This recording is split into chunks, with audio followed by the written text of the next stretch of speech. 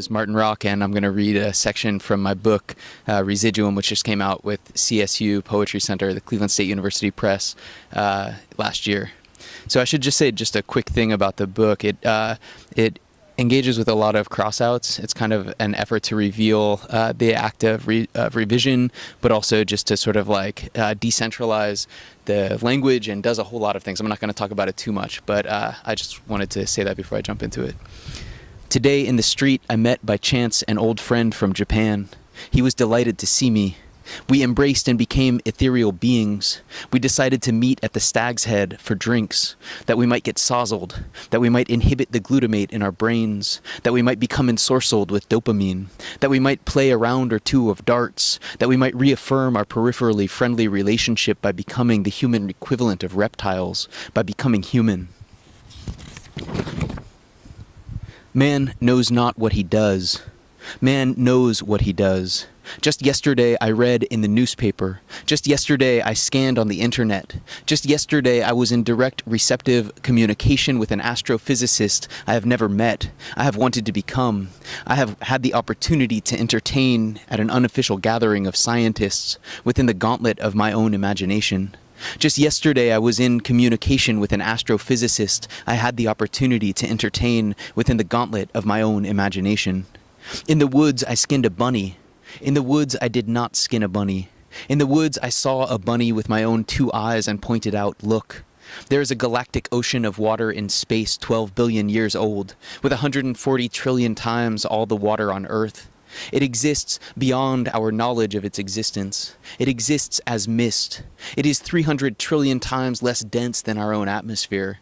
It is comprised entirely of water molecules, fused by pure energy, fused by the residual dynamism of a black hole, fused by the residual dynamism of what I imagine to be the consciousness of plants, which flash and yearn. We ourselves flash and yearn.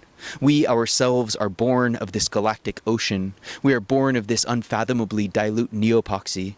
Our lungs explode like lemons into the glass. Our lungs explode like pregnant fish pulled out by whirlwinds from the sea. Our lungs explode like pregnant fish raining on the streets, pushed from the underground rivers into the town of Yoro in Honduras. Sometimes twice a year, La Lluvia de Peces deposits small, still-living fish unknown to the region. First, a dark cloud in the sky, a handful of hours of rain, hundreds of skylarking fish on the ground to take home and eat, the mystifying food of the gods. What moth distracts the seamstress from her needlework? What moth distracts the soldier from her art, from her trade of killing, from her trade of distantly dropping objects that are felt before they're seen, objects that are felt as one feels and does not feel one's own eventual death in the sand, as billowing wind? A bomb is but a fleck of ash in the blasted sky before it lands. A bomb does not exist inside these dusty pockets, inside this worn-out body, inside the great American supermarket where I buy blackberries, where I buy plums, where I buy plastic bags of apples. Of this I can be certain.